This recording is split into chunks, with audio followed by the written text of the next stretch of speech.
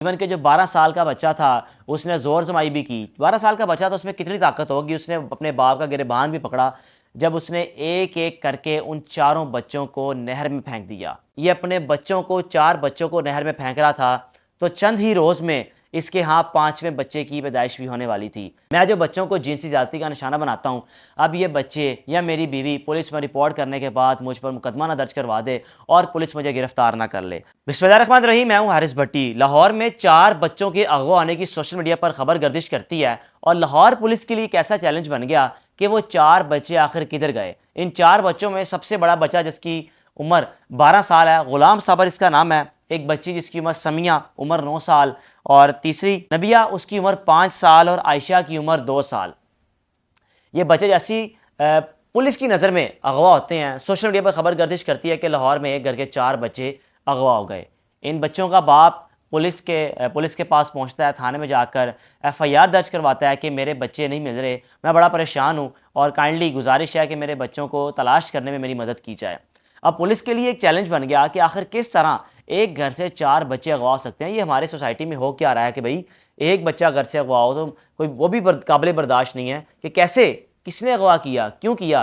लेकिन एक ही घर के 4 बच्चों का अगवा होना एक पुलिस के लिए वाकई चैलेंजिंग था और एक सवालिया निशान भी था। लेकिन वक्त के साथ साथ जैसे ही इस केस में पुलिस ने अपनी तफ्तीश का आगाज़ किया तो आप यकीन जानिए कि इन 4 बच्चों के अगवा होने में या इन 4 बच्चों की दुनिया से जाने में, इन 4 बच्चों को झांसे से, प्लानिंग से घर से लेके जाने में जो मुलविस था वो कोई अजनबी नहीं, वो हमसाया नहीं, वो कोई रिश्तेदार दूर का नहीं, वो बल्कि अपने घर का फ़र्द यानी इन बच्चों का बाप मोहम्मद अज़ीम था।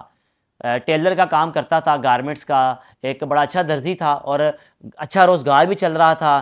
फैमिली के बकौल किसी किस्म की कोई घर में मसले मसाइल नहीं, कोई लड़ाई झगड़ा नहीं, कोई रोज़ाना की बुनियाद पर ऐसा घरों में मसले मसाइल होते हैं कि पैसों से बड़े मसले मसाइल होते हैं और जो बीवी या बच्चे आपस में एक अजीब सा मामला रहता है कि अगर आप घर में अखराजात ना दें या बच्चों के साथ एक फैमिली की तरह न रहे तो बच्चे भी आपके साथ वो आपको आप डिलीवर नहीं करते या बच्चे भी आपके साथ वो मोहब्बत या प्यार नहीं करते जब तक आप घर में खुद ये काम ना कर रहे हों। लेकिन मोहम्मद अज़ीम की बीवी के बकौल घर में सारे मामला ठीक थे, किसी किस्म का कोई झगड़ा नहीं था। लेकिन जो पुलिस ने इन्वेस्टिगेशन कंप्लीट की है, जो इसमें हकायक मालूम हुए हैं, उन हकायक को अगर मैं खुले अल्फाज में बताऊं तो यकीन जानिए शायद मेरे अल्फाज या मेरी ज़ुबान वो साथ ना दे कि इस दरिंदे सिफ्त इंसान ने, सफाक मुलजिम ने उन बच्चों को बहाने से लेकर गया, घर आया और बच्चों को कहा कि आओ मैं आपको कुछ चीज़ दिला के लेकर आता हूँ। और जैसे ही वो घर से बाहर निकला, नहर किनारे जाता है और बच्चों को भी यही कहते हैं कि हम सेल्फी लेंगे, हम तस्वीर बनाएंगे। पास खड़े लोग भी यही समझते हैं कि शायद ये तस्वीर बना रहा है या ये सेल्फी ले रहा है। लोगों ने भी इतना ध्यान नहीं दिया। इवन के जो 12 साल का बच्चा था उसने ज़ोर जमाई भी की। 12 साल का बच्चा तो उसमें कितनी ताकत होगी, उसने अपने बाप का गिरबान भी पकड़ा जब उसने एक एक करके उन चारों बच्चों को नहर में फेंक दिया।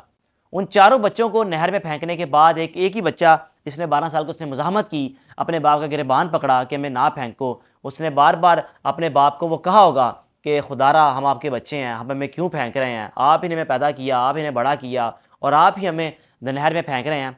आखिरकार 4 बच्चों को दरिया में यानी कि नहर में फेंकने के बाद वो शख्स घर जाता है। घर जाके एक ड्रामाई वही अपना तौर तरीका, जब आप कोई कातिल या कोई कत्ल करता है तो जाकर अपने किए हुए कत्ल को छुपाने के लिए वो ऐसी बौखलाहट का शिकार हो जाता है कि खुद ही अपने पाँव में कुल्हाड़ा मार के अपने आप को फंसवा लेता है। इसने भी कुछ ऐसा ही किया। सबसे पहले पुलिस स्टेशन में जाकर एक अगवा का पर्चा दर्ज करवाया कि मेरे चारों बच्चे अगवा हो गए हैं।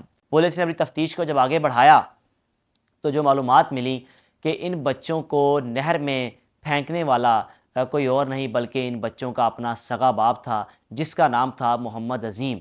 और जब उस वक्त ये अपने बच्चों को 4 बच्चों को नहर में फेंक रहा था तो चंद ही रोज़ में इसके यहाँ 5वें बच्चे की पैदाइश भी होने वाली थी। वो खातून, वो इसकी बीवी, वो हामला थी और अब वो बच्चे की पैदाइश भी हो चुकी है। उस खातून का इंटरव्यू भी सामने आया कि हाथ में झोली में वो बच्चा लिए हुए पुकार रही है और इसरार कर रही है कि इस दरिंदे शख्स को सख्त से सख्त सज़ा दी जाए। इसने मेरा घर उजाड़ दिया है, मेरी इस 12-13 साल इन बच्चों को मैंने जैसे खिलाया, जैसे पिलाया, जैसे बड़ा किया, इसने मेरे बच्चों को एक ही वक्त में, एक सेकंड में नहर में फेंकने के बाद उनको इस दुनिया फ़ानी से ख़त्म कर दिया। लेकिन अब ये कहानियाँ ख़त्म नहीं होती। ये हक़ाइक़ फ़िलहाल तो आपको जब तक बता चुका हूँ कि एक बाप ही इन बच्चों को फेंकने वाला था। लेकिन अगर इसके पसे पर्दा हक़ाइक़ देखा जाए तो बड़े ख़ौफ़नाक जो लाहौर के सीसीपीओ साहब हैं, जो डीआईजी साहब हैं, उनके बकौल ये अपनी बच्चियों को अब मैं वो क्या लफ्ज़ इस्तेमाल करूँ कि अपनी छोटी-छोटी बच्चियों को जिनसी ज़्यादती का निशाना बनाता था। पुलिस ने जब ये हक़ाइक़ मुकम्मल किए, हक़ाइक़ जाने कि आखिर कैसे एक बाप, एक दरिंदा बाप, एक सफ़ाक मुलज़िम अपनी ही औलाद से, अपनी ही बच्चियों से जिनसी ज़्यादती कर सकता है। और जब उसकी बीवी को इस बात का मालूम हुआ, बीवी यहाँ तक कि रोकती भी थी, बीवी को पता था लेकिन वो एक बीवी थी, क्या कर सकती थी? रोका, लेकिन हो सकता है कि बीवी ने कोई धमकी लगाई हो या बीवी ने कोई ऐसी बात की हो कि मैं जाकर पुलिस को रिपोर्ट करूँगी। अपनी उस चीज़ को छुपाने के लिए या अपने उस हक़ाइक़ को, ताकि बच्चे कुछ बोल ना सकें। अगर बच्चों से पुलिस पूछती है तो मेरी बच्ची जिसकी उम्र 9 साल है समिया, कुछ बता ना सके, जिसकी उम्र नबिया जिसकी 5 साल है, कुछ बता ना सके कि हमारा अपना ही बाप दरिंदा सिफ़्त इंसान सफ़ाक मुलज़िम हमारे साथ जिनसी ज़्यादती करता है, ये कोई और नहीं बल्कि अपना सगा बाप है। पुलिस ने जब ये हक़ाइक़ बयान किए मीडिया पर आकर, तो वो ख़ुद भी एक परेशानी के आलम में थे। जो पुलिस ऑफ़िसर बता रहे थे कि हमारे लिए एक चैलेंजिंग था, अव्वल तो अगवाकार, ये बच्चों का अगवा होना कि लाहौर से कैसे अगवा हो गए। फिर ये भी चैलेंजिंग था कि उस कातिल को तलाश करना, जो बच्चों की नहर से लाशें मिली कि 4 बच्चे वही हैं जो अगवा हुए थे और इनका बाप, सगा जो बाप है वही कातिल है। लेकिन उसके बाद तीसरी चीज़ और उनके लिए एक हैरानकुन थी, परेशानी का बाइस थी कि बच्चों को फेंकने का मकसद सिर्फ यही था, मैं जो बच्चों को जिनसी ज़्यादती का निशाना बनाता हूँ, अब ये बच्चे या मेरी बीवी पुलिस में रिपोर्ट करने के बाद मुझ पर मुकदमा ना दर्ज करवा दे और पुलिस मुझे गिरफ़्तार ना कर ले। आखिरकार मुलज़िम इस वक्त पुलिस की गिरफ्त में है और जो मुलज़िम का बाप है उसके बकौल कि ये हमारे घर से चंद फासले पर रहता था, हम मिलकर नहीं रहते थे, लेकिन इसने जो किया है इसको सख्त से सख्त सज़ा देनी चाहिए। बीवी का ये कहना है कि मेरे शौहर को, ये शौहर कहने के लायक ही नहीं है, इसको सज़ा देनी चाहिए। इसको इबरत का निशान बनाएँ कि इसने अव्वल तो बच्चों की जान तो ली ही ली, लेकिन उससे पहले जो अमल करता था वो नाकाबिले बर्दाश्त हैं कि अपने बच्चों को, अपनी बच्चियों को जिनसी दरिंदगी का निशाना बनाना। अब ये बच्चे, फूल जैसे बच्चे जो इस वक्त कब्रिस्तान में दफ़न हैं, 3 बच्चों की लाश अब तक मिल चुकी है। एक बच्ची जिसकी अभी तक लाश नहीं मिली, 3 बच्चों को दफना भी दिया गया है और जो बच्ची के मामू हैं, बच्चों के मामू हैं, उनके बकौल कि हमने किसी किस्म की कोई माफ़ी नहीं देनी, कोई सुलह सफ़ाई की तरफ मामला नहीं जाएगा, इस शख्स को इबरत का निशान बनाया जाएगा। ये लाहौर का एक ऐसा वाक़या था जिसने सबको परेशानी में, एक कपकपाहट में डाल दिया कि आखिर कैसे खून सफ़ेद हो सकते हैं, कैसे अपना ही बाप अपने बच्चों को इतनी दरिंदगी का निशाना बना सकता है कि उनको सेल्फ़ी के बहाने नहर किनारे जाकर फेंक दे और बच्चे पुकारते रहें, चीखो-पुकार करते रहें। लेकिन उस दरिंदे सिफ़्त इंसान को उस वक़्त बच्चों की चीख भी उसके दिमाग में, उसने उसको शर्म नहीं दिलाई कि मैं जो करने जा रहा हूँ ये एक ऐसा अमल है कि जिसकी ना दुनिया में माफ़ी है, ना अल्लाह के यहाँ माफ़ी है। अपने मेज़बान को इजाज़त दीजिए। अल्लाह हाफ़िज़।